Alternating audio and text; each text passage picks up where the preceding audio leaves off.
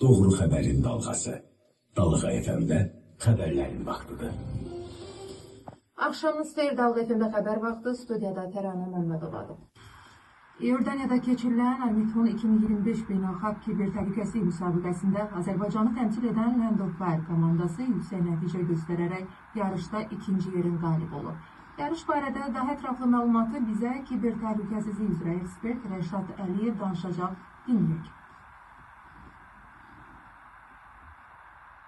18-20 noyabr tarixlərində İordaniyada Amiton 2025 müsabiqəsi keçirilmişdir. Müsabiqə kiber təhlükəsizlik üzrə güc qüvvələri arasında yarışdır və burada 28 ölkədən 37 güclü rəqib bir-birlərinin yarışırdılar. Azərbaycan bu yarışda Land of Fire və Iron First komandaları ilə iştirak etmişdir. Sonda Azərbaycanın Dövlət Təhlükəsizlik Xidməti Milli Kiber Təhlükəsizlik Mərkəzini təmsil edən Land of Fire komandası ikinci yerin qalibi olmuşdular. Bu, əslində Azərbaycanın kiber təhlükəsizlik səviyyəsinin nə qədər güclü olmasının daha bir bariz nümunəsidir.